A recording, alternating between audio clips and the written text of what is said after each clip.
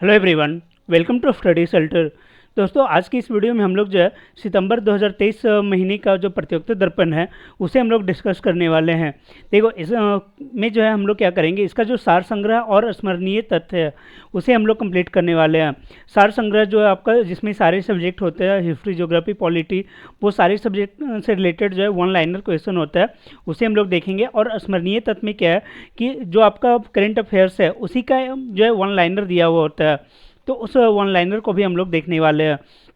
वहीं आपको बता दें कि इस महीने से रिलेटेड सितंबर 2023 का जो दर्पण है उससे रिलेटेड जो है 75 प्लस एमसीक्यू का जो एक वीडियो है जिसमें पूरा संपूर्ण करंट अफेयर्स को कवर किया गया है। चाहे जो भी आपका सेक्शन होता है करंट अफेयर्स का, उन सारे सेक्शन को जो है हम लोगों ने कवर किया है इस वीडियो में, जिसमें आपका नेशनल, इंटरनेशनल हो गया। इसके अलावा जो है इकोनॉमिकल, जो भी करंट अफेयर्स के पार्ट होते हैं दर्पण में दिया हुआ, उन सभी को जो है इस वीडियो में कवर किया गया है। तो आप चाहें तो उस वीडियो को देख सकते हैं अगर आपने अभी तक नहीं देखा है तो। और अगर आपने दर्पण पढ़ भी लिया है तो भी यहाँ पे आपको ये हेल्पफुल होगा, क्योंकि ये सारे क्वेश्चन जो है वो आपको एक बार आप अटेम्प्ट कर सकते हो। अगर आपने दर्पण पहले पढ़ लिया है तो ये काफ़ी आपके लिए फ़ायदेमंद होगा। और यहाँ पे सारी क्वेश्चन को जो है डिटेल में बताया गया है, जिससे कि आपका कॉन्सेप्ट जो है वो क्लियर हो जाएगा। तो ये आपके लिए काफ़ी बेनिफिशियल है। इसका लिंक जो है डिस्क्रिप्शन में आपको मिल जाएगा, और प्लेलिस्ट में भी आप जाके इसे देख सकते हो। तो ठीक है, चलते हैं आज के इस वीडियो में, देखते हैं आज क्या क्या है। देखिए, सार संग्रह में जो है सबसे पहले हम लोग स्मरणीय तथ्य को देख लेते हैं, स्मरणीय तथ्य, उसके बाद हम लोग सार संग्रह को देखेंगे। तो सबसे पहले पूछा जा रहा है कि भारतीय स्पेस एजेंसी अर्थात इसरो के किस ड्रीम प्रोजेक्ट चंद्र मिशन को 14 जुलाई 2023 को लॉन्च किया गया था। तो ये पूछा जा रहा है कि कौन सा जो है चंद्र मिशन लॉन्च किया गया था। तो चंद्रयान 3 लॉन्च किया गया था। कब लॉन्च किया गया? तो 14 जुलाई 2023 को लॉन्च किया गया। और आपको मालूम होगा कि ये जो है लैंड कब किया गया, सफलतापूर्वक ये लैंड किया है 23 अगस्त 2023 को। ये सफलतापूर्वक लैंड कर गया, सॉफ्ट लैंडिंग हुई है इसकी। और इसमें चंद्रयान 3 में है क्या? तो एक विक्रम लैंडर है और एक प्रज्ञान रोवर है। और ये चंद्रमा का जो साउथ पोल है वहाँ पे इसने लैंड किया सफलतापूर्वक। और देखो, जहाँ पे चंद्रयान 3 ने लैंड किया उसे जो है किस नाम, क्या नाम दिया गया है? तो उसे नाम दिया गया शिव शक्ति पॉइंट। क्या नाम दिया गया? शिव शक्ति पॉइंट। ठीक है। और जो आपका चंद्रयान 2 था, ये तो आपका चंद्रयान 3 है। जो चंद्रयान 2 था वो क्या था कि वो जो है हार्ड लैंडिंग किया था, और जहाँ पे वो लैंडिंग किया उस जगह को बोला जाएगा तिरंगा पॉइंट। जहाँ पे चंद्रयान 2 ने लैंड किया था वो आपका तिरंगा पॉइंट होगा। और जिस डेट को, ये 23 अगस्त 2023 को चुकी है चंद्रयान 3 लैंड किया है, तो इस 23 अगस्त को जो है वो अब किस रूप में मनाया जाएगा?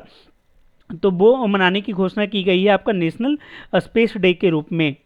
ठीक है, तो वो आप याद रखिएगा, नेशनल स्पेस डे जो है उसके रूप में इस डेट को मनाया जाएगा।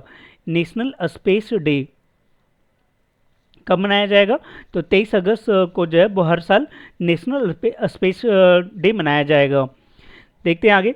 पूछा जा रहा है कि प्रधानमंत्री नरेंद्र मोदी को फ्रांस के किस सर्वोच्च नागरिक सम्मान से सम्मानित किया गया है? तो याद रखिए, Grand Cross of the Legion of the Honour, ये किसे दिया गया है? तो भारतीय प्रधानमंत्री नरेंद्र मोदी को दिया गया। किसके द्वारा? तो फ्रांस के द्वारा दिया गया।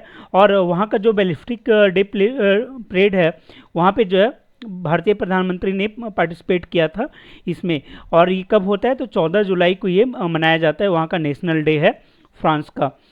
और इसमें जो है भारत का जो आर्मी है वो भी जो है पार्टिसिपेट किया था। आप ये भी याद रखिएगा, भारतीय सेना भी जो है इसमें पार्टिसिपेट की थी। आगे पूछा जा रहा है कि किस भारतीय क्रिकेट टीम, किस भारतीय क्रिकेट टीम के पूर्व तेज गेंदबाज को टीम इंडिया का चीफ सिलेक्टर पद पे जुलाई 2023 में नियुक्त किया गया? मतलब किसे जो है चीफ सिलेक्टर नियुक्त किया गया? तो अजीत अगरकर को किया गया है। और यहाँ पे बताया गया कि अजीत अगरकर ने जो है 1999, 2003, 2007 का जो वर्ल्ड कप था उस टीम के ये हिस्सा थे, और अभी ये जो है बीसीसीआई का जो है चीफ सिलेक्टर बन गए हैं। फिर है कि भारत के किस राज्य में जुलाई 2023 में ग्राम पंचायतों के चुनाव संपन्न हुए? तो ये पश्चिम बंगाल में हुआ है। और यहाँ पे जो है काफ़ी हिंसा देखी गई थी, इसलिए जो है ये चर्चा में रहा था। ठीक है। और सबसे ज़्यादा जो है टीएमसी पार्टी जो है उसको सर्वाधिक सीटें मिली है आपका ये पश्चिम बंगाल का जो ग्राम पंचायत हुआ है उसमें। आगे पूछा जा रहा है कि जापान न भारत समुद्री अभ्यास 2023 किस नाम से जुलाई में संपन्न हुआ। तो याद रखिएगा जिमेक्स जो है वो किसके बीच हुआ था, तो जापान और इंडिया के बीच में। और जापान इंडिया मिलिट्री एक्सरसाइज ये हुआ, और ये हुआ कहाँ पे था ये याद रखिएगा, ये आपका हुआ था विशाखापट्टनम में। जापान इंडिया मिलिट्री नहीं, मैरिन एक्सरसाइज होगा आपका, समुद्री अभ्यास है तो मैरिन अभ्यास होगा, तो ये विशाखापट्टनम में हुआ था 5 से 10 जुलाई के बीच में। आगे है कि 18 जुलाई 2023 को जारी हेनली पासपोर्ट इंडेक्स में भारत के पासपोर्ट का क्या स्थान है। तो याद रखिएगा 80वां स्थान जो है वो भारत के पासपोर्ट को दिया गया है। और जो भारतीय लोग हैं वो जो है बिना वीज़ा के 57 कंट्री में जो है वो ट्रेवल कर सकते हैं, ये इस रिपोर्ट में बताया गया है। वहीं अगर पूछा जाए कि हेनली पासपोर्ट इंडेक्स में जो है वो नंबर 1 पे कौन है, तो याद रखिएगा सिंगापुर जो है वो नंबर 1 पे है। आगे पूछा जा रहा है कि ग्लोबल लाइबिलिटी इंडेक्स 2023 में दिल्ली और मुंबई का क्या स्थान है। तो याद रखिएगा 141 जो है वो स्थान दिया गया है। वहीं चेन्नई का जो स्थान है 144 है, और अहमदाबाद 147, बेंगलोर जो है 148 स्थान पे है, और वियना जो है उसे नंबर 1 स्थान पे दिया गया। ये इंडेक्स बताता ये है कि कौन सा शहर जो है वो रहने के लिए सबसे ज़्यादा उपयुक्त है। तो उसमें जो है नंबर 1 पे आपका ऑस्ट्रिया का वियना है, और भारत के 5 ऐसे शहर हैं जो कि इस इंडेक्स में शामिल हुए हैं। तो उसमें जो है आपका दिल्ली और मुंबई वो आपका 141 नंबर पे है, जबकि चेन्नई जो है 144 पे है। आगे है कि 17-18 जुलाई 2023 को बेंगलोर में आयोजित विपक्षी दलों के सम्मेलन में विपक्षी गठबंधन का क्या नाम दिया गया। तो याद रखिएगा इंडिया नाम दिया गया, और इसका जो आपका ये एक तरीके का एक्रोनेम है, तो आपको जो है इसका पूछा जा सकता है कि इसका फुल फॉर्म क्या है। तो याद रखिएगा इसका जो फुल फॉर्म है वो है Indian national developmental inclusive alliance. ठीक है, तो ये आपका इंडिया का फुल फॉर्म हो गया। और इसमें कितने जो है वो आपका राजनीतिक दल हैं, तो 26 राजनीतिक दल जो है इसमें शामिल है।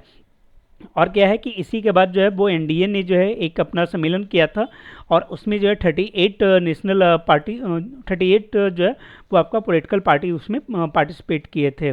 आगे कि भारतीय मूल की किस अमेरिकन महिला एस्ट्रोनॉट को 11 जुलाई 2023 को स्पेस की यात्रा की।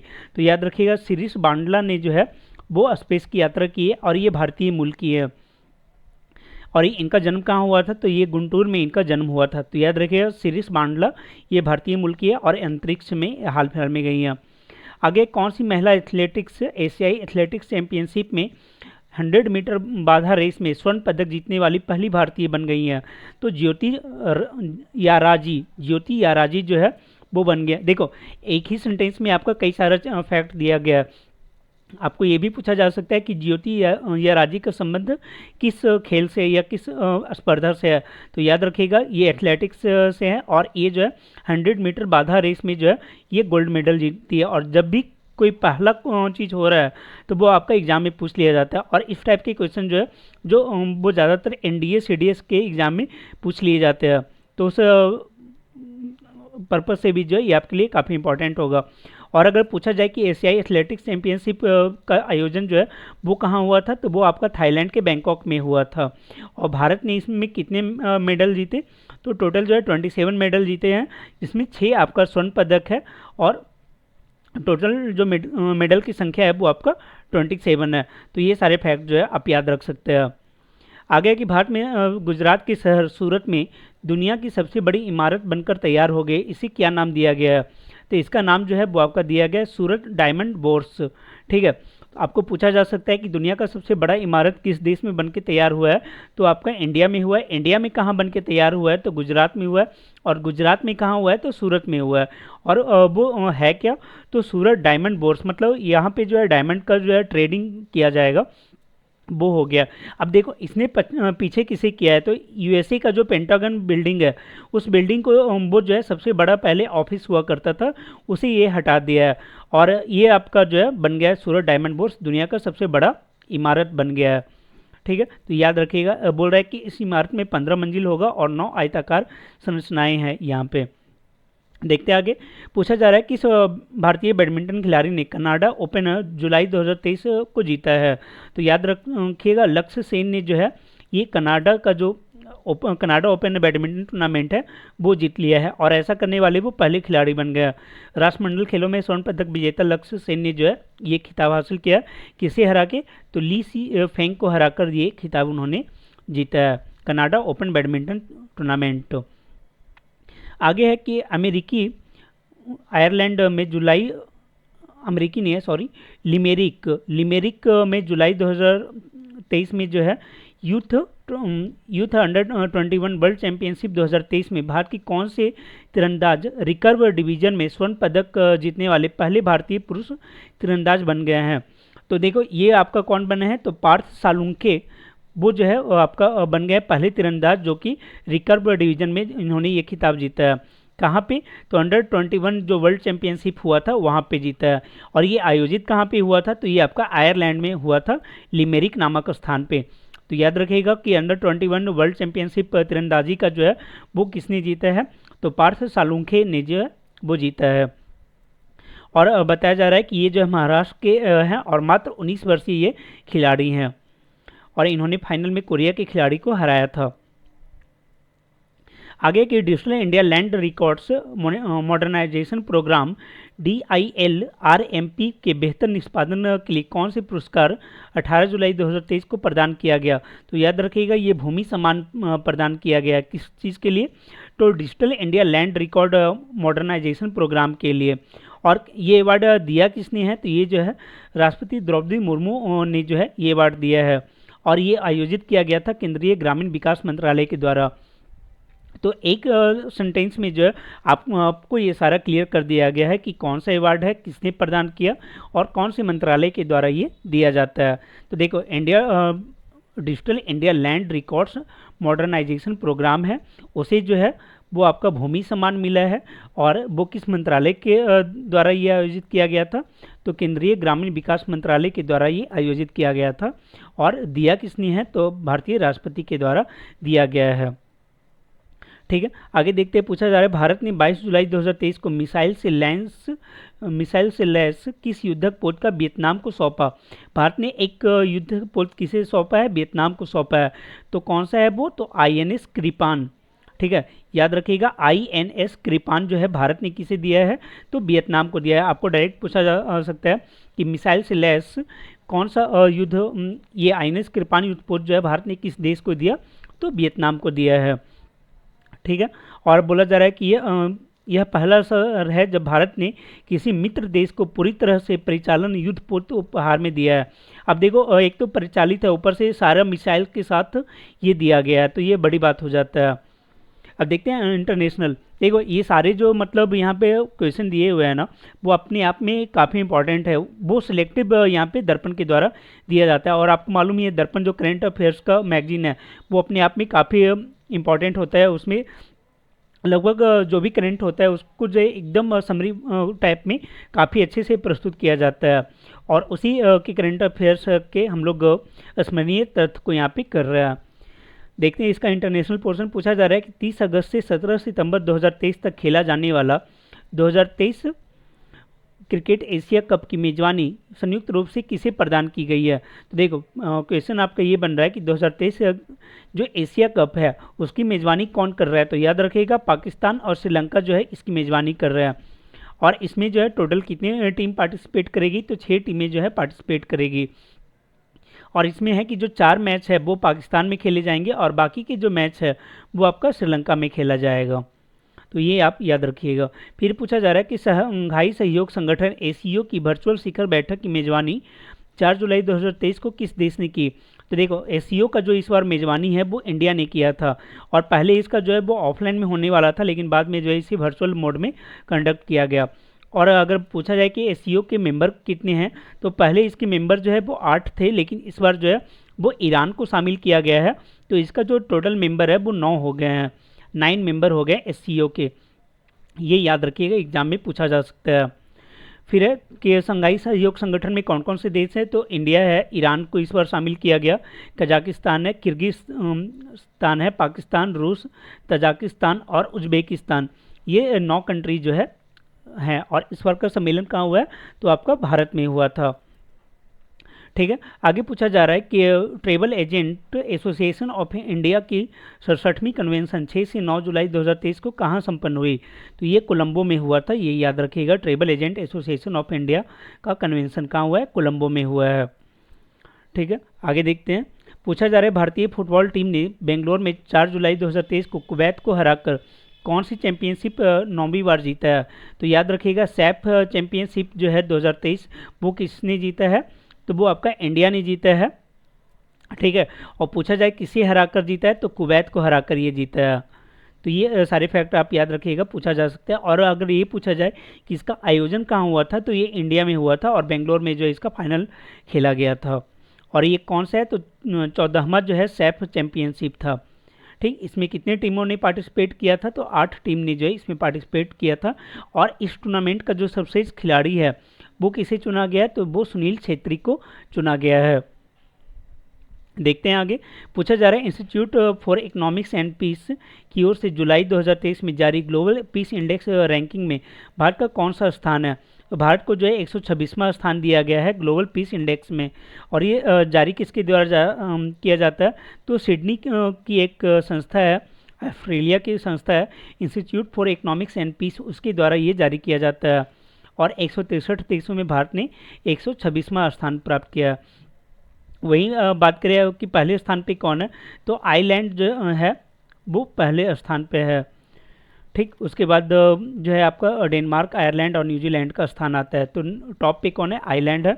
और भारत जो है 126वें स्थान पे है ग्लोबल पीस इंडेक्स रैंकिंग में। आगे पूछा जा रहा है नाटो। नाटो का फुल फॉर्म क्या होता है? North Atlantic Treaty Organisation. उसका शिखर सम्मेलन जो है जुलाई 2023 में कहाँ हुआ? तो वो आपका लिथुआनिया में हुआ है। कहाँ? लिथुआनिया में। और लिथुआनिया के किस जगह में हुआ है? तो वो आपका विनियस में हुआ है, विनियस। तो ये याद रखिएगा, ये पूछा जा सकता है। फिर जो है हाल ही फिलहाल में नाटो का 31वां सदस्य आपका बना है फिनलैंड। ठीक है, फिनलैंड जो है वो इसका 31वां सदस्य बना है। और अभी तो आपको मालूम होगा कि कितने टोटल मेंबर है? तो 31 मेंबर है। और नाटो की स्थापना कब हुई थी? तो 1949 में इसका स्थापना हुआ है। और इसका जो हेड क्वार्टर है वो आपका बेल्जियम में मिलेगा, ब्रुसेल्स में। ठीक है, देखते हैं अगला। पूछा जा रहा है ग्लोबल फायर पावर द्वारा जुलाई 2023 में जारी दुनिया भर के सेनाओं की सैन्य ताकत रैंकिंग 2023 में भारत का कौन सा स्थान है? तो याद रखिएगा कि ग्लोबल फायर पावर जो जारी किया गया रिपोर्ट, उसके अनुसार आर्मी के मामले में जो है इंडिया का रैंक जो है वो आपका चतुर्थ है। आर्मी मतलब सेना के मामले में जो है वो आपका चतुर्थ रैंक है। नंबर 1 पे कौन है? तो यूएसए है, उसके बाद रसिया है, फिर चीन है, और भारत जो है वो 4th नंबर पे आता है ग्लोबल फायर पावर इंडेक्स के अकॉर्डिंग।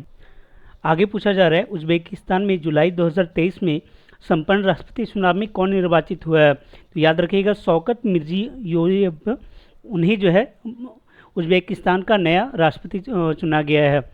ठीक है, और ये जो निर्दलीय हैं। देखते हैं आगे।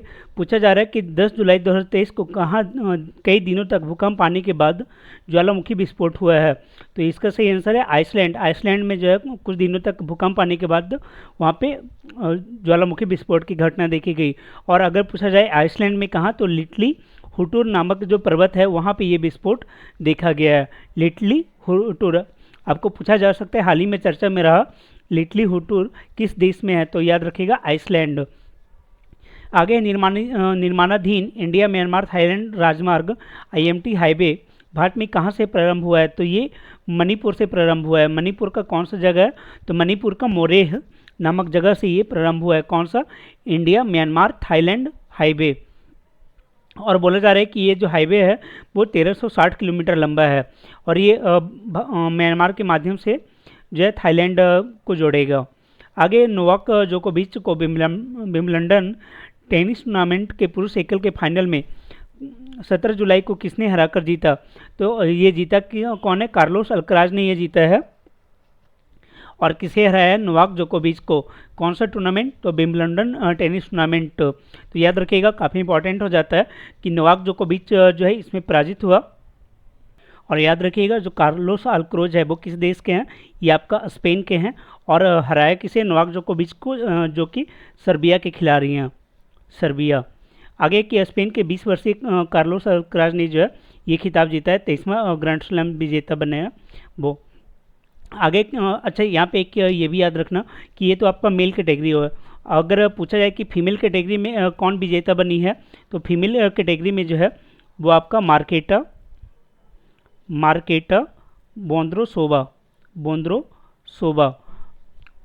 बोंद्रोसोवा नाम जो महिला खिलाड़ी है वो इसकी विजेता बनी है।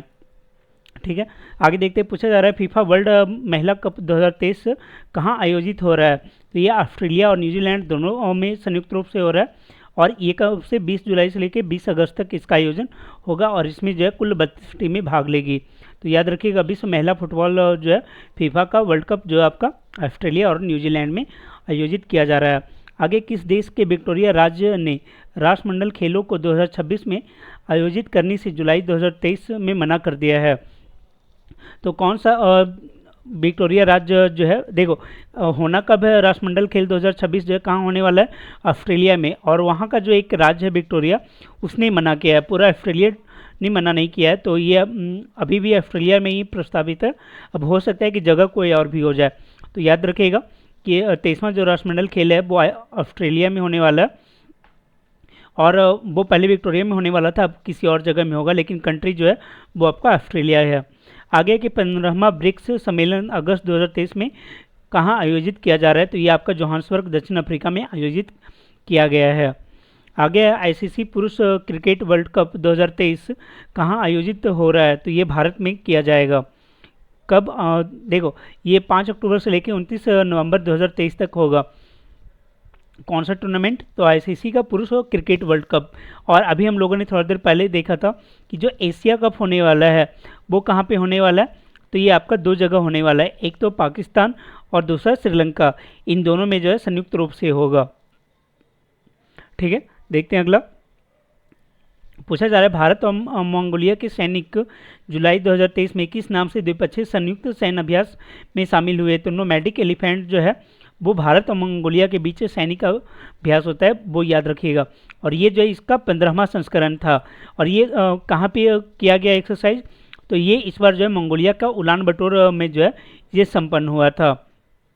ठीक है, इसका जो पिछला संस्करण था 2019 में हुआ था, वो आपका हुआ था हिमाचल प्रदेश में। खैर आपको उतना पीछे का नहीं पूछेगा, बस ये पूछेगा कि नोमैडिक एलिफेंट किन 2 देशों के बीच में होता है, तो भारत और मंगोलिया के बीच में, और ये इसका 15वां अभ्यास था। आगे कि संयुक्त समुद्री बल द्वारा आयोजित ऑपरेशन सॉदर्न रेडिनेंस 2023 में भाग लेने के लिए किस भारतीय जहाज ने कौन सा भारतीय जहाज गया इस ऑपरेशन में, तो याद रखिएगा इसमें जो है आईएनएस सुनैना जो है वो ऑपरेशन सॉदर्न रेडिनेंस 2023 में भाग लेने के लिए गया है और ये आयोजित कहाँ पे हो रहा था, तो ये आपका सेशेल्स में इसका आयोजन किया गया था जुलाई 2023 में। ये आपका बहुदेशीय एक युद्धाभ्यास था जिसमें बहुत सारे कंट्री पार्टिसिपेट किए थे, जैसे यूएसए, इटली, ब्रिटेन, सेशेल्स, ये सारे देश जो है इसमें पार्टिसिपेट किए थे। और भारत की तरफ से कौन गया था, तो आईएनएस सुनैना गया था। देखते आगे, पूछा जा रहा है कि पश्चिमी अफ्रीका के किस देश में सेना ने निर्वाचित सरकार को हटाकर कब्जा करने की घोषणा की, मतलब कहाँ जो है सत्ता परिवर्तन हुआ है उसका पूछा जा रहा है। सैन्य परिवर्तन हुआ है, तख्ता पलट। तो याद रखिएगा नाइजीरिया में जो है वो तख्ता पलट की घटना देखी गई है। वहाँ जो है नाइजीरिया के जो राष्ट्रपति थे उसे हटा के और जो है सत्ता पे काबिज हो गया सेना ने जो है वो कब्जा कर लिया नाइजीरिया पे, ये चीज़ बताया गया यहाँ। फिर ग्रीष्मकालीन ओलंपिक खेल 2024 का आयोजन किस नगर में प्रस्तावित है, तो ये आपका पेरिस में प्रस्तावित है। कहाँ, पेरिस में। क्या, तो ग्रीष्मकालीन ओलंपिक 2024 ये कहाँ होने वाला है, पेरिस में होने वाला है, तो ये आप याद रखें। तो देखो ये आपका जो है स्मरणीय तथ्य था, मतलब एक तरीके का जो करेंट अफेयर्स है उसका जो है वन लाइनर है, इसमें आपको बताया गया था। अब देखते हैं सार संग्रह। देखो सार संग्रह का इंपॉर्टेंस ये है कि इसमें जो क्वेश्चन का लेवल होता है वो काफ़ी अच्छा होता है और इसमें आपका सारा सब्जेक्ट जैसे आपका हिस्ट्री हो गया, पॉलिटी हो गया, उसके बाद ज्योग्राफी, ठीक है, ज्योग्राफी के अलावा साइंस, स्पोर्ट्स, काफ़ी सारे जो है इसमें वेरिएशन आपको मिलेंगे और सारे क्वेश्चन जो है आपका इंपॉर्टेंट ही होता है। तो देखते हैं हम लोग इसको भी जो है तेज़ी में हम लोग कंप्लीट करेंगे। पहला पूछा जा रहा है कि पहला जो सेक्शन है आपका भारतीय इतिहास और संस्कृति का है। देखते हैं इसके पहले प्रश्न को। पूछा जा रहा है कि एक पुनर्विवाहित स्त्री के लिए प्रयुक्त शब्द सर्वप्रथम किस ग्रंथ में दिखता है। देखो पूछा ये जा रहा है कि सबसे पहले कौन सा ग्रंथ था जिसमें पुनर्विवाहित स्त्री का कॉन्सेप्ट बताया गया था। पहले आपको मालूम होगा कि पुनर्विवाह जो है ये अलाउ नहीं था, लेकिन कब ये जो है देखा गया, ये सब जो है कब जो है ये प्रकाश में आया था। तो ये आपका अथर्ववेद है, उसमें जो है सबसे पहले ये इस शब्द का प्रयोग किया गया है कि पुनर्विवाहित स्त्री शब्द का प्रयोग किया गया था। ठीक है, देखो अब इसी से रिलेटेड क्या है कि आपको पूछा जा सकता है एग्जाम में कि अथर्ववेद जो है वो किसके द्वारा लिखा गया था। तो याद रखिएगा जो अथर्वा ऋषि थे, ठीक है, अथर्वा ऋषि के द्वारा जो है ये आपका अथर्ववेद लिखा गया था। और आपको मालूम होगा कि इस वेद में क्या है कि जादू टोना का जिक्र है, जादू टोना तंत्र मंत्र ये सारी चीज़ों का जिक्र जो है आपको अथर्ववेद में मिलता है। और अथर्ववेद में ही बोला गया था कि कन्या जो है, कन्या की जन्म की निंदा की गई थी, मतलब लड़कियों की जन्म की निंदा जो है, कन्या की जन्म का निंदा किया गया था किसमें, तो वो आपका किया गया था अथर्ववेद में। ठीक है, तो ये याद रखिएगा, कन्या के जन्म की निंदा भी जो है इसमें किया गया था, और पुनर्विवाहित स्त्री का उल्लेख भी जो है वो सर्वप्रथम अथर्ववेद में बताया गया है। फिर है मौर्यों के समय कंटक शोधक न्यायालय का न्यायाधीश किस नाम से जाना जाता था, तो वो आपका प्रदेष्टा के नाम से जाना जाता था। अब देखो एक चीज़ तो आपका ये मालूम होगा कि मौर्य काल में जो है वो आपका न्यायालय को किस नाम से जाना जाता था, तो वो आपका कंटक शोधक। देखो एक्चुअली में क्या है कि मौर्य काल में दो टाइप के न्यायालय थे, एक आपका जो है फौजीदारी न्यायालय को जो है वो कंटक शोधक न्यायालय बोला जाता था, और एक जो है वो आपका होता था धर्मास्थीय न्यायालय। ठीक है, इस न्यायालय में क्या था कि जो आपका फौजेदारी के अलावा बाकी के जो मामले थे वो आपका धर्मास्थीय न्यायालय में देखा जाता था। ठीक, न्यायालय में ये सुनवाई होती थी। तो ये दो न्यायालय जो है वो मौर्य काल में आपको देखने को मिलता है। कंटक शोधक क्या था, तो ये आपका फौजेदारी हो गया, और फौजेदारी जो न्यायालय था उसके न्यायाधीश क्या कहलाते थे, तो वो आपका प्रदेष्टा कहलाता था। और जो धर्मास्थीय न्यायालय थे उसका जो आपका न्यायाधीश था वो आपका व्यवहारिक कहलाता था, व्यवहारिक। ठीक है, तो वो आप याद रखिएगा। और इन सारी चीज़ों का हमें वर्णन कहाँ मिलता है, तो इन सब का वर्णन जो है हमें मिलता है अर्थशास्त्र से। अर्थशास्त्र, उसमें जो है 18 तीर्थों का जिक्र है। 18 तीर्थ मतलब क्या कि 18 जो है डिपार्टमेंट के जो अध्यक्ष हैं उनका बात किया गया है। ठीक है, तो ये आप याद रखिएगा। 18 तीर्थ का वर्णन किसमें, अर्थशास्त्र में। और इसको लिखा किसने था, तो इसे जो है आपका चाणक्य ने लिखा। चाणक्य का ही दूसरा नाम आपको मिल जाएगा विष्णुगुप्त या फिर कौटिल्य के नाम से भी चाणक्य को जाना जाता है। उन्हीं के द्वारा अर्थशास्त्र लिखा गया। आगे हड़प्पा सभ्यता के निम्नलिखित में किस नगर में चिनाई के कार्य में तक्षित प्रस्तर का प्रयोग कच्ची ईंटों के साथ किया जाता था। देखो यहाँ पूछा जा रहा है कि हड़प्पा सभ्यता में जो है चिनाई के लिए जो तक्षित प्रस्तर है उसका प्रयोग कच्ची ईंटों के साथ कहाँ किया जाता था, तो वो आपका धौलावीरा में किया जाता था। और धौलावीरा और किस चीज़ के लिए जाना जाता है, तो यहाँ से जो है वो जल संग्रहण के प्रमाण मिले हैं। जल संग्रहण के प्रमाण जो है आपको धौलावीरा में देखने को मिलते हैं। और ये आपका है कहाँ, तो ये आपका गुजरात में स्थित है। आगे की सम्राट अशोक की रानियों में किसका नाम उसके अभिलेख में उल्लेखित है, तो याद रखिएगा कारूबाकी जो रानी थी उनका उल्लेख सम्राट अशोक का जो अभिलेख है उसमें मिलता है। आपको मालूम होगा कि एक अभिलेख है जिसे रानी का अभिलेख कहते हैं, रानी का अभिलेख। तो पूछा जाता है कि इस अभिलेख में किसका वर्णन है, तो वो जिस रानी का वर्णन है वो आपका कारूबाकी रानी है। ठीक है, तो ये भी याद रखिएगा। और ये आपका है कहाँ पे रानी का अभिलेख, तो ये रानी का अभिलेख आपका कौशाम्बी में है। कौशाम्बी का जो अभिलेख है उसी को बोला जाता है आपका रानी का अभिलेख, कौशाम्बी का अभिलेख को। आगे की कादरी सिलसिला के सूफी संत लाहौर के मियाँ मीर किसकी राजकाल से संबंधित थे, तो वो जहांगीर के काल से संबंधित थे। देखो फिर से समझ लो क्वेश्चन को पूछा जा रहा है, कादरी सिलसिला के जो है एक संत थे वो कौन थे, लाहौर के थे मियाँ मीर। तो पूछा जा रहा है कि उसका संबंध किस काल से था, तो ये जहांगीर से थे। अब क्वेश्चन ये आता है कि कादरी सिलसिला जो है इसके संस्थापक कौन थे, तो कादरी सिलसिला के संस्थापक जो है वो आपको शेख अब्दुल कादिर, ठीक है, वो जो है आपका कादरी सिलसिला से के मतलब संस्थापक थे। पूरा नाम उनका था शेख अब्दुल कादिर गिलानी। उन्हीं के द्वारा जो है कादरी सिलसिला किया गया था स्थापित। और ये जो है आपका पंजाब प्रांत में ज़्यादा फेमस था। पंजाब आपको मालूम होगा कि दोनों जगह में है, आपका पाकिस्तान में भी जब पंजाब का एरिया आता है और भारत में भी, तो ये पूरा जो पंजाब था पहले का, वहाँ पे ये सिलसिला जो है ज़्यादा फेमस था। आगे पूछा जा रहा है किस ग्रंथ में कहा गया है कि जब कोई व्यक्ति संघ में प्रवेश पाता है वह वर्ण विहीन हो जाता है। ये आपका अंगुत्तर निकाय में कहा गया है। देखो अंगुत्तर निकाय के बारे में मालूम हो कि ये आपका क्या है, एक बौद्ध ग्रंथ है। उसमें ये बोला गया है कि जब कोई व्यक्ति संघ में प्रवेश करता है तो वह वर्ण विहीन हो जाता है। मतलब कि आपका जो बौद्ध धर्म है उसमें सभी वर्णों को जो है प्रवेश दिया गया था, और उसी प्रवेश को जो है वो सत्यापित करने के लिए ये बोला गया कि अगर कोई भी वर्ण का व्यक्ति अगर वो शामिल हो गया संघ में तो वो फिर वर्ण विहीन हो जाएगा, और वो फिर मतलब उससे जो है कोई छुआछूत वगैरह का कॉन्सेप्ट यहाँ पे नहीं था। और दूसरा चीज़ आपको मालूम हुआ कि जो 16 महाजनपद का उल्लेख मिलता है हम लोगों को, वो आपका बौद्ध ग्रंथ अंगुत्तर निकाय से उसका मिलता है। और एक और आपको मालूम होगा कि एक जो है भगवती सूत्र में भी इसका उल्लेख मिलता है, 16 महाजनपद का भगवती सूत्र। ठीक है, तो याद रखिएगा कि 16 महाजनपद का उल्लेख जो है आपका भगवती सूत्र और अंगुत्तर निकाय में मिलता है। और ये अंगुत्तर निकाय है क्या, तो आपने सुना होगा सूत पिटक का नाम। तो उस सूत पिटक में जो है वो 5 आपके जो है वो निकाय हैं, उसी में से एक आपका अंगुत्तर निकाय है। देखते हैं आगे पूछा जा रहा है अशोक के उत्तराधिकारियों में किसने देवा नाम प्रिय उपाधि का प्रयोग किया था। तो देखो अशोक का जो उत्तराधिकारी था उसमें दशरथ ने जो है वो देवा नाम प्रिय उपाधि का प्रयोग किया था। और आपको मालूम होगा कि दशरथ ने जो है वो बड़ावर की पहाड़ियों में कुछ गुफाओं का भी निर्माण किया था। किसके लिए, तो आजीवक संप्रदाय के लिए, आजीवक संप्रदाय के लिए। और अगर गुफा का नाम पूछा जाए तो याद रखिएगा लोमस ऋषि गुफा, लोमस ऋषि गुफा का निर्माण जो है वो दशरथ के द्वारा किया गया था आजीवक संप्रदाय के लिए, और उसी ने जो है वो देवा नाम प्रिय का उपाधि धारण किया था। आगे है कि 1620 ईस्वी में जहांगीर ने किस सेनापति के नेतृत्व में कांगड़ा के विरुद्ध अभियान भेजा था।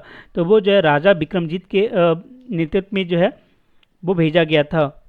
ठीक है, तो याद रखिएगा 1620 में जहांगीर ने राजा विक्रमजीत के नेतृत्व में कांगड़ा में जो है ये अभियान भेजा था। और आपको मालूम है कांगड़ा कहाँ पे है, तो ये आपका हिमाचल प्रदेश का जो एरिया है वहाँ पे कांगड़ा स्थित है। आगे पूछा जा रहा है कि चोलों के समय उर की कार्यकारिणी क्या कहलाती थी। तो वो आपका आलुंगनम कहलाता था। उर का जो कार्यकारिणी था क्या कहलाता था, आलुंगनम। और आपको मालूम होगा कि उर क्या था, तो देखो उर जो है वो क्या था कि जो सर्वसाधारण लोग थे उनकी समिति थी।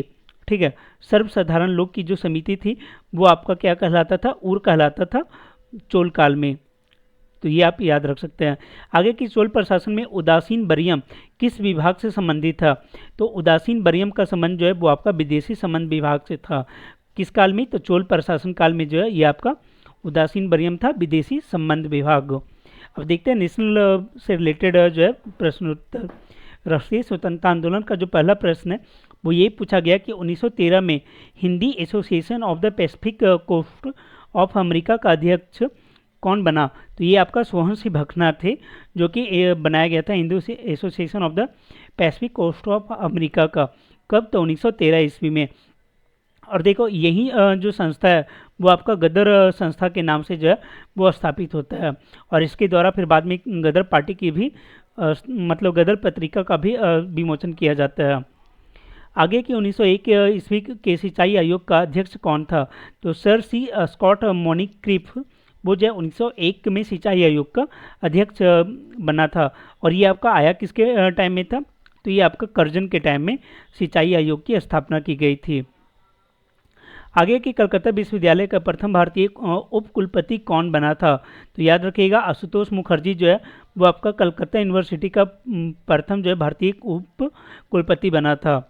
और 1857 में क्या होता है कि 3 आपका जो है वो यूनिवर्सिटी बनता है, कलकत्ता, मुंबई और चेन्नई। ठीक, आगे की प्रथम अखिल भारतीय महिला सम्मेलन किस वर्ष हुआ था। तो वो आपका 1927 में होता है, प्रथम अखिल भारतीय महिला सम्मेलन। और अगर ये पूछा जाए कि जो प्रथम अखिल भारतीय महिला सम्मेलन है ये 1927 में कहाँ स्थापित हुआ था, तो ये आपका पुणे में इसकी स्थापना की गई थी। और किसने किया था, तो महारानी चिमनाबाई गायकवाड़ के द्वारा जो है इसकी स्थापना की गई थी, महारानी चिमनाबाई गायकवाड़। और इसकी जो मतलब सचिव बनी थी वो आपका बनी थी कमला देवी चट्टोपाध्याय। कमला देवी चट्टोपाध्याय जो है वो इसकी पहली सचिव बनी थी। ठीक है, तो ये भी आपको एग्जाम में पूछा जा सकता है। आगे भारत छोड़ो आंदोलन का प्रस्ताव जो है किस दिन पारित हुआ था, तो ये आपका 8 अगस्त 1942 को पास हुआ था। और उसके बाद ही जो है क्या होता है कि ऑपरेशन जीरो आवर के तहत सभी नेताओं को गिरफ्तार कर लिया जाता है। महात्मा गांधी ने इसी आंदोलन में करो और मरो का नारा जो है वो प्रचलित किया था। आगे कि गांधी जी द्वारा दांडी यात्रा जो है वो प्रारंभ की गई थी। कब किया गया था, तो 12 मार्च 1930 को वो प्रारंभ किया गया था। और ये शुरू कहाँ से हुआ था, तो ये आपका जो है वो अहमदाबाद साबरमती से शुरू हुआ था और दांडी तक गया था। ठीक है, साबरमती से लेके दांडी तक। और ये 12 मार्च 1930 को शुरू होता है और 24 दिनों के बाद जो है ये 6 अप्रैल 1930 को जो है ये लोग दांडी पहुंचते हैं। मतलब ये पूछा जाता है कि कितने दिनों की ये यात्रा थी, तो 24 दिनों की ये यात्रा थी। ठीक है, आगे देखते हैं। पूछा जा रहा है कैम्ब्रिज पैम्फलेट का शीर्षक था नाउ और नेवर। ये का शीर्षक था नाउ और नेवर। और फिर उसी का आगे है कि RB to leave of Paris for air ever. तो देखो ये आप वही है कि कैम्ब्रिज पैम्फलेट था, उसमें एक लंबा सा शीर्षक था, उसका पूरा जो है वह नाउ और नेवर, RB टू लीव और पेरिस फॉर एवर। तो ये जो है कैम्ब्रिज पैम्फलेट का शीर्षक था। आगे है कि 1928 में हिंदुस्तान सोशलिस्ट रिपब्लिकन एसोसिएशन की स्थापना कहाँ हुई थी, तो ये आपका दिल्ली में होता है। और कब होता है, 1928 में होता है। और इसमें जो स्थापना से जुड़े हुए थे वो आपका भगत सिंह थे, फिर राजगुरु थे, राजगुरु नहीं चंद्रशेखर आज़ाद, और इसके बाद अलावा जो है सुखदेव, वो जो है इससे जुड़े हुए थे। ठीक है, सुखदेव इससे जुड़े हुए थे, किससे, तो हिंदुस्तान सोशलिस्ट रिपब्लिकन एसोसिएशन। स्थापना कब होता है, 1928 में। अब देखो इसके पहले क्या होता है कि ये आपका क्या हो गया, ये हो गया आपका Hindustan socialist Republican association HSRA, और इसके पहले एक था HRA हिंदुस्तान रिपब्लिकन एसोसिएशन। इसका जो स्थापना होता है वो होता है 1924 में। ठीक, 1924 में होता है। और कौन इसके की स्थापना करते हैं, तो उस टाइम जो है 1924 में एक तो आपका राम प्रसाद बिस्मिल हो गए, राम प्रसाद बिस्मिल, उसके बाद योगेश चंद्र चटर्जी और चंद्रशेखर आज़ाद, ये सारे लोग जो है इस में जुड़े हुए थे, चंद्रशेखर आज़ाद। और यही फिर बाद में क्या होता है, HRA ही जो है वो HSRA हो जाता है, उसमें सोशलिस्ट वर्ड ऐड हो जाता है। और उसमें फिर भगत सिंह जो है वो पार्टिसिपेट करते हैं। 1928 में स्थापना होता है दिल्ली के फिरोजा कोटला में। ठीक है, देखते हैं आगे। पूछा जा रहा है किसने उदारवादी नेताओं की नीतियों को राजनीतिक भिक्षावृत्ति की संज्ञा दी थी, तो याद रखिएगा ये किसने बोला था, तो बाल गंगाधर तिलक ने जो है जो भी उदारवादी नेता थे उसे जो है भिक्षावृत्ति की संज्ञा दिया था उनकी नीतियों को। और एक है पूछा जाता है कि किसने कांग्रेस को जो है वो भीख मांगने वाली संस्था कहा था, तो वहाँ पे फिर आपका आंसर हो जाएगा अरविंद घोष। अरविंद घोष के द्वारा जो है कांग्रेस को भीख मांगने वाली संस्था बोला गया था, अरविंद घोष के द्वारा। ठीक है, आगे पूछा जा रहा है कि 1924 में मुंबई में बहिष्कृत हितकारिणी सभा की स्थापना किसके द्वारा की गई थी, तो याद रखिएगा डॉक्टर भीमराव अंबेडकर के द्वारा जो है बहिष्कृत हितकारिणी सभा की स्थापना की जाती है। कब, 1924 ईस्वी में। ठीक है, तो ये आपका एक ही लाइन से 2-3 क्वेश्चन बन जाता है। पहला बहिष्कृत हितकारिणी सभा की स्थापना किसने की, तो भीमराव अंबेडकर ने। और कब की, 1924 में। कहाँ की, तो मुंबई में। ये 3-4 क्वेश्चन जो है आपका एक लाइन से बन जा रहा है, इसलिए काफ़ी इंपॉर्टेंट है, आप याद रखिए, ये पूछा भी जाता है एग्जाम में। ठीक है, अब देखते हैं भारतीय राज्य व्यवस्था और इसके संविधान से रिलेटेड जो क्वेश्चन है उसे देखो। इसमें आपको कैसा लग रहा है, आप ये जो अपना फीडबैक दे सकते हैं, ताकि इसमें अगर कुछ और भी इम्प्रूवमेंट करना हो तो आपको जो है आगे के जो वीडियो होंगे उसमें आपको इम्प्रूव करके बताया जाए। ठीक है, तो आप अपना फीडबैक भी जो है वो दे सकते हैं कमेंट बॉक्स में। आगे कि भारत के संविधान के किस अनुच्छेद के अंतर्गत भारत के राष्ट्रपति पर महाभियोग चलाया जा सकता है, तो याद रखिएगा अनुच्छेद 61 के तहत जो है ये प्रावधान है कि भारत के राष्ट्रपति पर महाभियोग चलाया जा सकता है। और महाभियोग का जो प्रावधान है वो ये है कि मतलब अगर संविधान के नियमों का उल्लंघन करता है राष्ट्रपति, तभी जो है उसके ऊपर ये महाभियोग लाया जा सकता है और उसे हटाया जा सकता है। ठीक है। आगे कि राज्यों द्वारा प्रार्थना करने पर भारत की संसद उन राज्यों के लिए किस अनुच्छेद के अंतर्गत कानून बना सकती है। तो ये है आपका अनुच्छेद 252 के तहत क्या है कि राज्यों की अनुमति के बाद ही जो है वो संसद के द्वारा राज्यों से रिलेटेड जो विषय है उस पर कानून बनाया जा सकता है। तो ये अनुच्छेद 252 है। फिर पूछा जा रहा है कि प्रथम लोकसभा की पहली बैठक कब हुई थी। तो ये आपका 13 मई 1952 को जो है लोकसभा का पहली बैठक होता है। फिर किसी साधारण विधेयक को विधान परिषद अधिक से अधिक कितने दिनों तक रोक के रख सकती है। तो साधारण विधेयक को जो है विधान परिषद 4 माह तक ये रोक के रख सकती है। देखो, एक होता है आपका विधानसभा और दूसरा होता है विधान परिषद। तो विधान परिषद आपका जस्ट लाइक जो है वो आपका राज्यसभा टाइप का होता है, उसे जो है कुछ सीमित अधिकारी होते हैं। तो उसी से रिलेटेड है कि वो जो है साधारण विधेयक को मैक्सिमम कितना दिन तक रख सकता है, तो 4 महीने तक रख सकता है। आगे की एक विकास खंड पर पंचायत समिति होती है। तो पंचायत समिति क्या होता है कि एक प्रशासकीय अधिकरण के रूप में जो है वो कार्य करता है। आगे की मौलिक अधिकार संविधान के किस भाग में वर्णित है। तो ये आपका भाग 3 में वर्णित है। और पूछा जाए ये कहाँ से लिया गया, तो आप बता सकते हैं। तो ये आपका यूएसए से लिया गया है, यूएसए से। और वहीं अगर पूछा जाए मौलिक कर्तव्य का, तो वो आपका रूस से लिया गया है, रसिया से। ठीक। फिर है कि राष्ट्रपति द्वारा राज्यसभा के सदस्यों के नामांकन का नियम किस देश के संविधान से लिया गया। तो ये आप याद रखिएगा, ये आयरलैंड से लिया गया। क्या, तो राज्यसभा के जो सदस्य हैं उनका नामांकन जो है किस तरीके से होगा, ये बताया गया है आपका आयरलैंड के संविधान में। इसके अलावा आपको मालूम होगा कि जो डीपीएसपी का कॉन्सेप्ट है, ठीक है, डीपीएसपी जो नीति निर्देशक तत्व है वो भी आयरलैंड से लिया गया। और जो राष्ट्रपति का निर्वाचक मंडल है, प्रेसिडेंट का जो निर्वाचक मंडल होता है, उसका भी जो कॉन्सेप्ट है वो आपका आयरलैंड से ही लिया गया है। आगे की गणतंत्र होता है, गणतंत्र का मतलब क्या होता है। तो बोला जा रहा है कि वैसा राज्य जहाँ पर अध्यक्ष जो है वो वंशानुगत रूप से ना हो, तो वैसे देश को जो हम लोग या राज्य को हम लोग गणतंत्र के रूप में जानते हैं। फिर है भारत के संविधान की प्रस्तावना में प्रतिस्थापित स्वतंत्रता, समानता और भाईचारे की आदर्श की प्रेरणा, ये कहाँ से लिया गया है। तो ये आपका फ्रांस की क्रांति से लिया गया है। कौन सा शब्द, तो स्वतंत्रता, समानता और भाईचारा का जो प्रेरणा है वो फ्रांस की क्रांति से संबंधित है। आगे की पुनर्गठन के फलस्वरूप वर्ष 1947 में संविधान सभा के सदस्यों की संख्या कितनी रह गई। तो याद रखिएगा, जब भारत आज़ाद हो गया तो संविधान सभा को वापस से जो है पुनर्गठित किया गया, और उस पुनर्गठन के बाद जो टोटल सदस्य थे वो आपका 299 बचे थे। और एक प्रश्न ये पूछा जाता है कि जब भारत का संविधान बनकर तैयार हुआ तो उसमें टोटल कितने लोगों ने हस्ताक्षर किया था।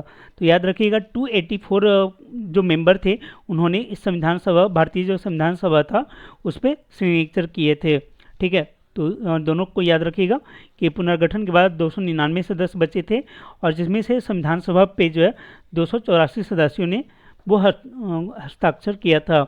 आगे के विषुव तत्व होता है जब सूर्य ऊर्ध्वाधर के भूमध्य रेखा के ऊपर होता है। ठीक है, तो वैसे में क्या होता है कि उसे विषुव कहते हैं। और आपको मालूम होगा कि एक होता है आपका शरद विषुव। ठीक है, शरद विषुव ये आपका 23 सितंबर को होता है। कब, 23 सितंबर। एक मिनट,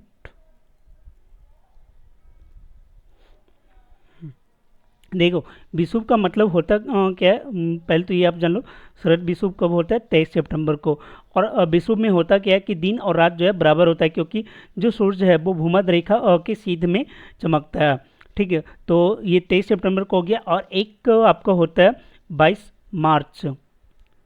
22 मार्च को जो है 21 मार्च को दिन और रात बराबर होते हैं, और 23 सितंबर को दिन और रात बराबर होता है। तो ये दो घटनाएं यहाँ पे देखी जाती है जब जो पृथ्वी पे दिन और रात बराबर होता है। और उसे किस नाम से जाना जाता है, तो उसे जो विषुव के नाम से जाना जाता है, या फिर इसी को बोला जाता है यूकिनोक्स बोला जाता है।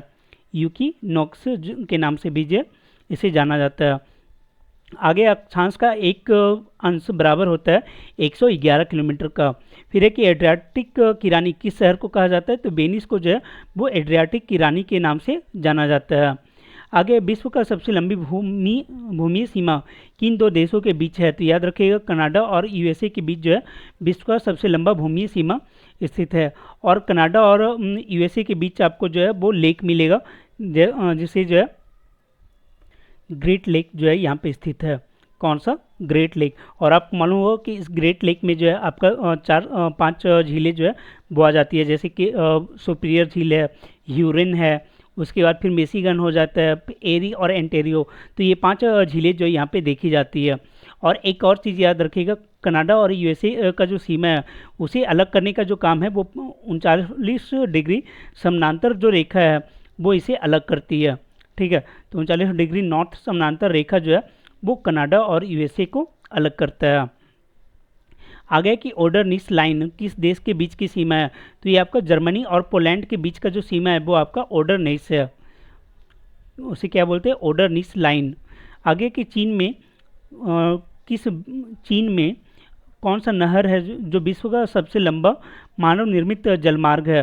तो याद रखिएगा, चीन का जो ग्रैंड नहर है वो विश्व का सबसे लंबा मानव निर्मित जलमार्ग में से आता है। फिर है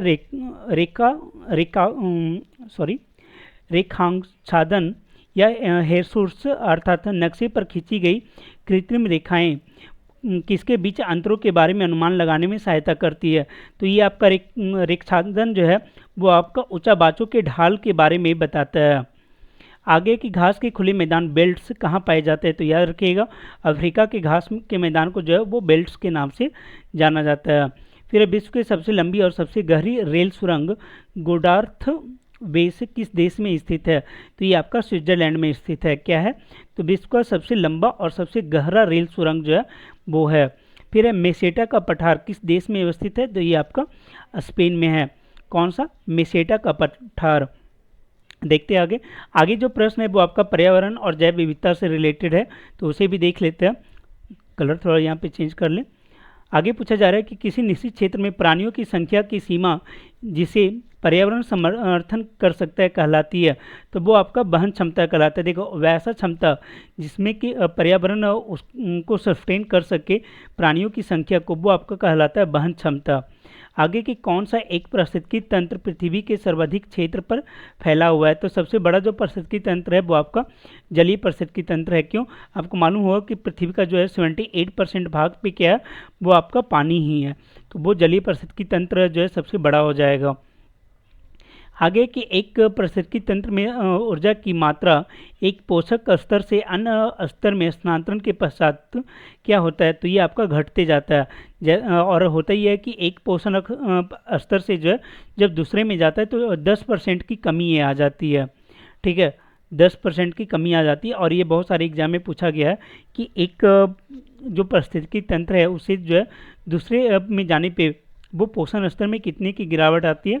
तो 10% ही ऊर्जा जो है वो आपका आगे ट्रांसफ़र हो पाता है। आगे पारिस्थितिकी निकाय में ऊर्जा का प्राथमिक स्रोत क्या है? तो ऊर्जा का सबसे बड़ा स्रोत जो है वो सौर ऊर्जा ही है। उसी के आधार पे जो आपका उत्पादक है जैसे पौधे हैं वो भोजन का निर्माण करते हैं। फिर है कि एक साधारण समुद्री आहार श्रृंखला का सही क्रम क्या है? तो वो आपका डाइटम है, उसके बाद क्रेस्टेसियाई है, उसके बाद हेरिंग। ये जो आपका साधारण समुद्री आहार श्रृंखला के अंतर्गत आता है। फिर पूछा जा रहा है कि 10% नियम किससे संबंधित है? तो अभी हम लोगों ने देखा कि ऊर्जा का जो खाद के रूप में पोषी स्तर से दूसरे पोषण स्तर तक पहुंचने का जो काम है उसमें 10% ही ऊर्जा जो है वो आगे जा पाती है, तो वो आपका किससे रिलेटेड हो जाएगा? खाद्य श्रृंखला से। फिर है कि इकोसिस्टम में उच्चतम पोषण स्तर प्राप्त होता है किसे? तो इकोसिस्टम में उच्चतम पोषण स्तर सर्वाहारी को प्राप्त होता है, जो कि क्या है? सर्वाहारी कौन होते हैं? जो आपका मांस पे भी, मतलब मांसाहारी भी है और पादप पे भी निर्भर है, तो दोनों जो है वो आपका क्या कहलाता है? सर्वाहारी कहलाता है। और उसमें जो है वो उच्चतम पोषण स्तर पाया जाता है। फिर है कि समुद्री वातावरण में मुख्य प्राथमिक उत्पादक क्या होता है? तो जो फाइटोप्लैंक्टन्स होते हैं वो जो है प्राथमिक उत्पादक के तौर पे होते हैं। जैसे देखो, पृथ्वी पे क्या कि जो पौधे हैं वो आपका प्राथमिक उत्पादक हो गया, तो उसी टाइप से समुद्री वातावरण में जो है फाइटोप्लैंक्टन्स होते हैं जो कि आपका प्रकाश संश्लेषण क्रिया के द्वारा भोजन का निर्माण करते हैं, तो ये प्राथमिक उत्पादक होते हैं। फिर है कि पारिस्थितिकी तंत्र में तत्वों के चक्रण को क्या कहते हैं? तो पारिस्थितिकी तंत्र में तत्वों के चक्रण को जो है वो जैव भू रासायनिक चक्र कहा जाता है। क्या बोला जाता है? जैव भू रासायनिक चक्र। आगे की घास स्थलों में वृक्ष पारिस्थितिकी अनुक्रमण के अंश के रूप में किस कारण घासों को प्रतिस्थापित नहीं करते हैं, तो वो जो है जल की सीमाओं एवं आग के कारण जो है वो उसे रिप्लेस नहीं कर पाते। देखते हैं आगे। आगे जो है आपका इकोनॉमिक्स से रिलेटेड है, उसे भी देख लेते हैं। पूछा ये जा रहा है कि इनोवेशन मिशन अटल नवोन्मेष मिशन AIM, देखो ये वही हो गया। अटल इनोवेशन मिशन किस विभाग की प्रमुख पहल है, तो ये नीति आयोग के द्वारा शुरू किया गया है। फिर पूछा जा रहा है निजी क्षेत्र के साझा कोष अर्थात म्यूचुअल फंड को भारत में अनुमति मिला था, मतलब म्यूचुअल फंड के बारे में पूछा जा रहा है कि इसे भारत में कब अनुमति दिया गया, तो 1993 में यह दिया गया था। समितियों में से किसने मात्र पोषक तत्वों की आवश्यकता के आधार पर गरीबी रेखा का निर्धारण किया था, तो अलग समिति जो है, अलग समिति के द्वारा जो पोषक तत्व है उसकी आवश्यकता के आधार पर ही जो है गरीबी का निर्धारण किया गया था।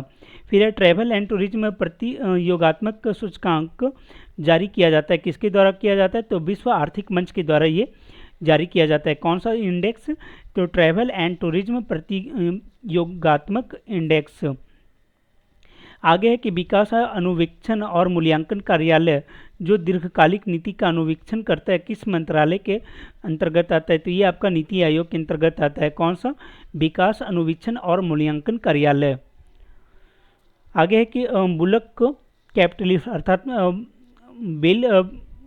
बैल पूंजीपति किसे कहा जाता है, तो बुलक कैपिटलिस्ट उसे कहा जाता है जो उन किसानों को जिनके पास कुछ साधन तो हैं पर धनाढ़ नहीं है, उन्हें बोला जाता है बैल पूंजीपति। बैल से आप रिलेट कर सकते हो किसान, तो किसानों वैसे किसान जिनके पास साधन तो है पर वो धनाढ़ नहीं है, उन्हें जो है वो बैल पूंजीपति या बुलक कैपिटलिस्ट कहा जाता है।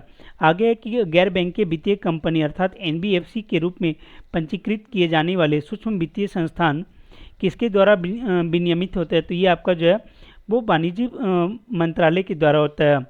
गैर बैंकिंग वित्तीय कंपनियां अर्थात नॉन बैंकिंग फाइनेंशियल कंपनीज जो है वो किसके द्वारा, तो वाणिज्य मंत्रालय के द्वारा वो विनियंत्रित होते हैं। आगे है कि यदि आय में वृद्धि के साथ कर के रूप में संग्रहित आय का प्रतिशत स्थिर रहता है तो कर क्या कहलाएगा। देखो अगर इनकम में वृद्धि के साथ जो है वो जो संग्रहित आय है उसका प्रतिशत अगर स्थिर होता है तो उसे बोला जाता है अनुपातिक। ठीक है, अनुपातिक रूप में जो है वो फिर टैक्स का बात यहाँ पे किया जा रहा है कि कर में वृद्धि होगा।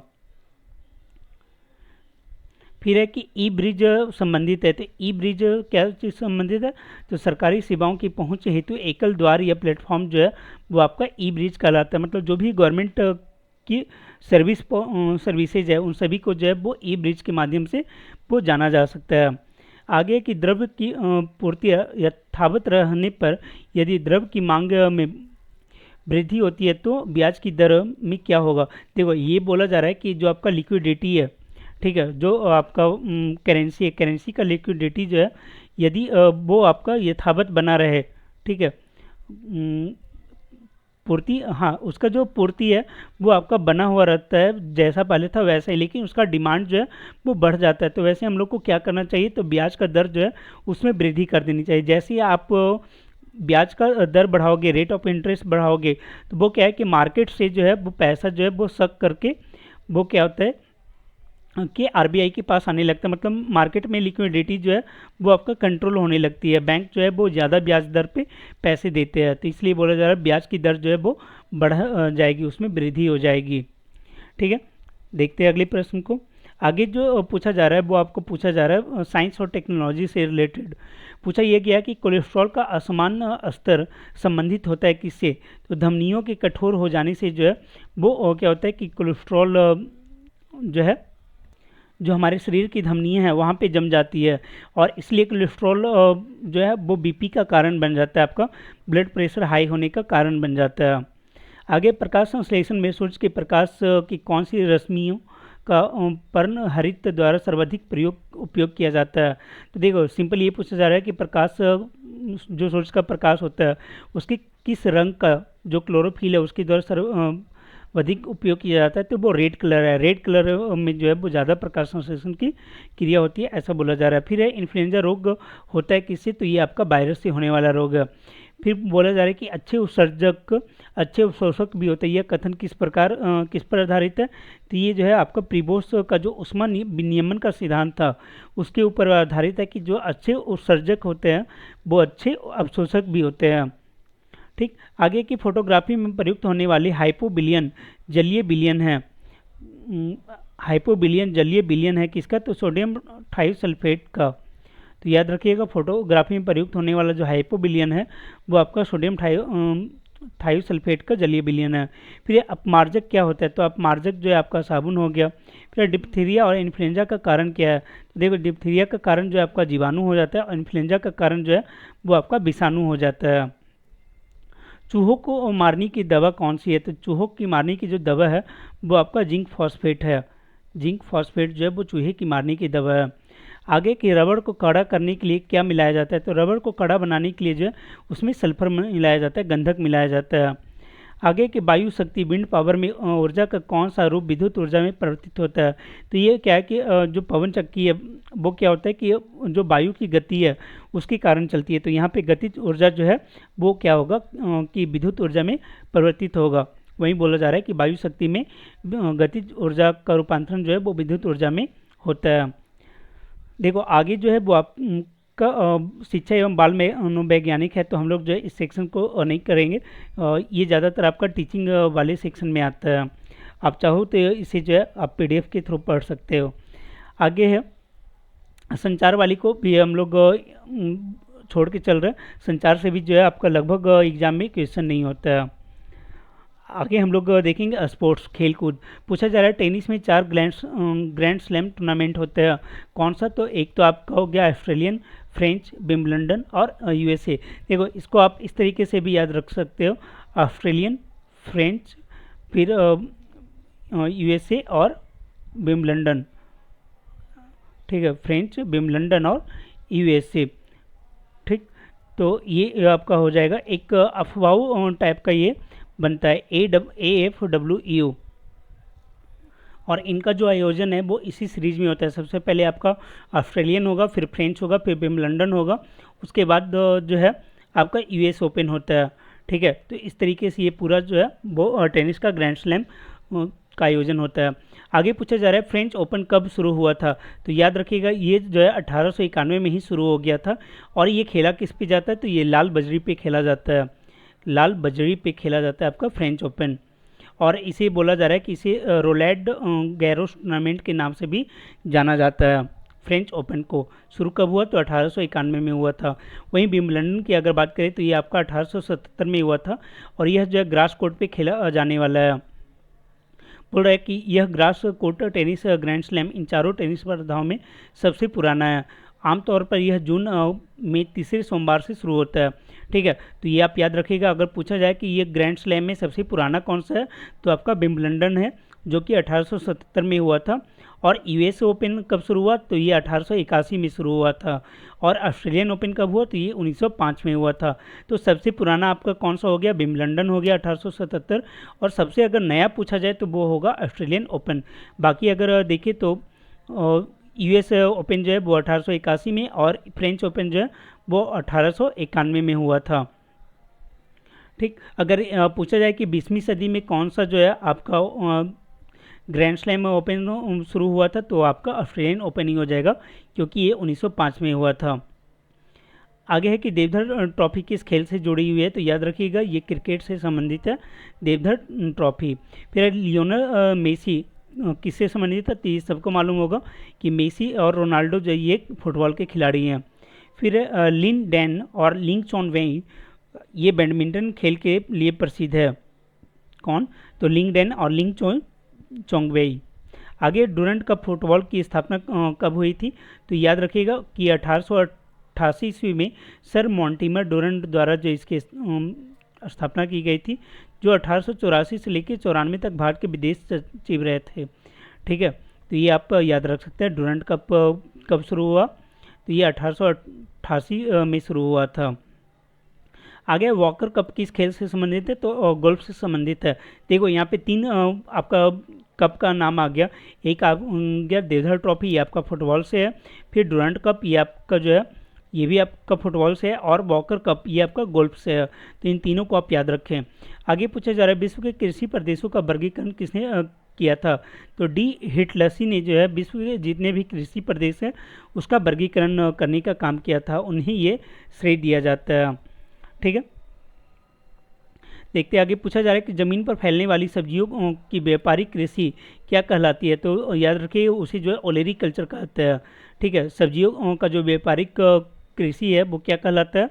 वो आपका ओलेरी कल्चर कहलाता है। यारवा क्या होता है? देखो पराग्वे में जो है चाय की जो झाड़ियाँ होती है उसे यारवा के नाम से जाना जाता है। कहाँ? तो पराग्वे में। फिर वह कौन सी कृषि प्रणाली है जिसमें एक ही फसल लंबे चौड़े क्षेत्र में उगाई जाती है? तो उसे बोला जाता है रोपण कृषि। रोपण कृषि के अंतर्गत क्या होता है कि एक ही फसल को जो है वो लंबे चौड़े क्षेत्र में उगाई जाती है। आगे विषुवतीय प्रदेशों में कपास की खेती क्यों नहीं की जाती है? कारण ये है कि वहाँ पे अधिक वर्षा जो है होती है, जिसके कारण इन क्षेत्रों में कपास की खेती नहीं की जाती है।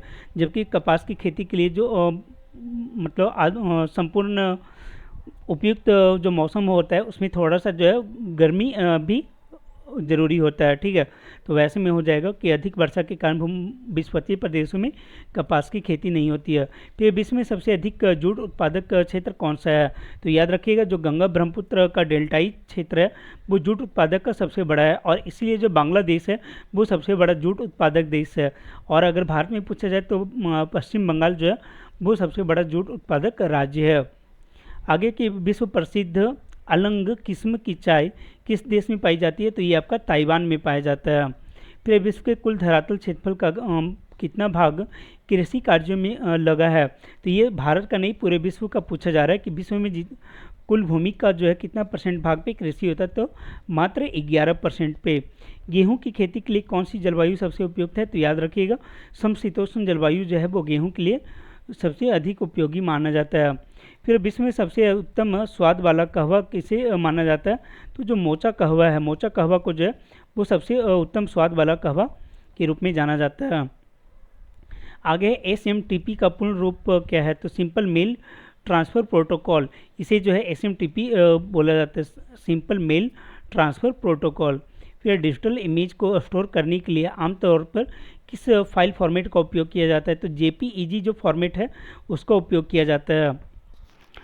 फिर कोबोल पूछा जा रहा है कि कोबोल क्या है? तो कोबोल जो है एक प्रकार का कंप्यूटर प्रोसेसिंग प्रोग्रामिंग भाषा है, और जिसका आविष्कार किसने किया था? तो ग्रेस हॉपर के द्वारा आविष्कार किया गया था। देखो ये सारे कंप्यूटर के जो क्वेश्चन है ये भी एग्जाम में पूछे जाते हैं, तो देख लेते हैं इन्हें भी।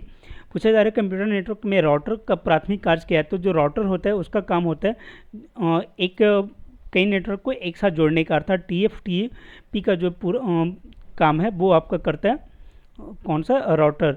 और TFTP का फुल फॉर्म अगर देखें तो ट्राइवलर फाइल ट्रांसफ़र प्रोटोकॉल होता है। फिर है कि 1 किलोवाट कितने बाइट के बराबर होता है? तो ये आपका 1024 बाइट होता है। फिर एक कंप्यूटर सिक्योरिटी से संबंधित फायरवॉल का उद्देश्य क्या है? तो ये आपका किसी नेटवर्क पर जो अनऑथोराइज पहुंच है उसको रोकने का काम करता है आपका फायरवॉल। एक तरीके का ये आपका सिक्योरिटी का काम करता है। URL का फुल फॉर्म क्या होता है? तो याद रखिएगा URL का होता है यूनिफॉर्म रिसोर्स लोकेटर। ये आपका कोई भी अगर आप साइट ओपन करते हैं तो उसका एक यूनिक URL होता है। आगे की फाइल फॉर्मेट PDF का पूरा नाम क्या है? तो याद रखिएगा PDF का जो पूरा नाम है वो होता है पोर्टेबल डॉक्यूमेंट फॉर्मेट। आगे की प्रोसेसर के 3 मुख्य भाग होते हैं। ठीक है, कौन कौन? तो एक आपका कंट्रोल यूनिट होता है, दूसरा मेमोरी यूनिट होता है, और तीसरा ALU होता है, अर्थोलॉजिकल लॉजिक यूनिट। तो ये जो है प्रोसेसर का 3 मुख्य भाग होता है। और आपको मालूम होगा कि जो कंप्यूटर का दिमाग है वो आपका प्रोसेसर को बोला जाता है। GPU का पूरा नाम क्या है? तो देखो GPU का पूरा नाम होता है आपका ग्राफिक्स प्रोसेसिंग यूनिट। ठीक है, तो याद रखिएगा GPU आपका क्या हो गया? ग्राफिक्स प्रोसेसिंग यूनिट हो गया। अब कुछ और भी विविध के प्रश्न हैं उसे भी देख लेते हैं। पूछा जा रहा है कि कोई एक दक्षिण पूर्वी द्रविड़ भाषा है जो मुख्य रूप से बोली जाती है कहाँ? तो ये आपका उड़ीसा जो क्षेत्र है, उड़ीसा राज्य, वहाँ का जो कंध समुदाय है उसके द्वारा ये भाषा बोली ली जाती है, कुई। ठीक है, तो कोई एक दक्षिण पूर्वी द्रविड़ भाषा है। आगे यांगली उत्सव किससे संबंधित है? तो देखो यांगली उत्सव मनाया जाता है जब अच्छी फसल होता है, तो वो अच्छी फसल और समृद्धि के प्रार्थना के लिए जो है यांगली उत्सव मनाया जाता है। ठीक है, तो ये याद रखिएगा। और किसके द्वारा मनाया जाता है, तो तिवा जो जनजाति है पूर्वोत्तर क्षेत्र में, उनके द्वारा ये मनाया जाता है। मेनली असम और मेघालय में ये रहने वाले जनजाति हैं, उनके द्वारा यांगली उत्सव मनाया जाता है। किस चीज़ के लिए, तो आपका अच्छी फसल और समृद्धि के लिए। अर्थात एक तरीके से यांगली उत्सव जो है वो आपका कृषि से संबंधित है। और एग्जाम में पूछ लिया जाता है कि कौन सा उत्सव जो है आपका कृषि से संबंधित है या नहीं है।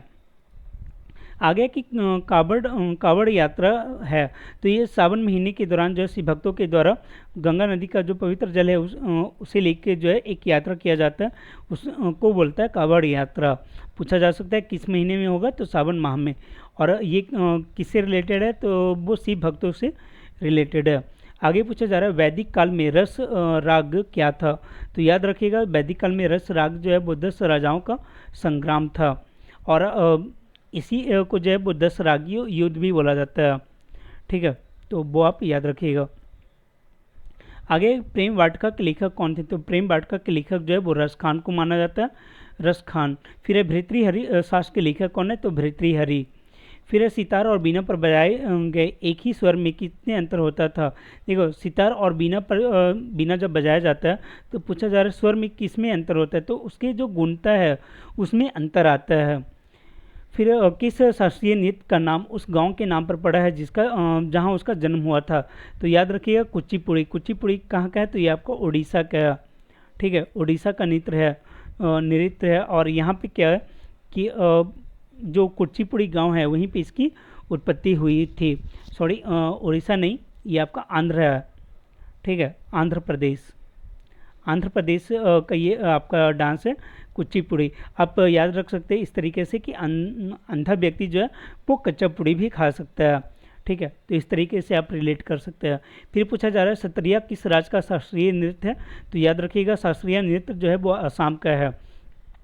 आगे की प्रसिद्ध नकाब लेबरा त्यौहार किस राज्य से रिलेटेड है, तो ये आपका उड़ीसा से रिलेटेड है।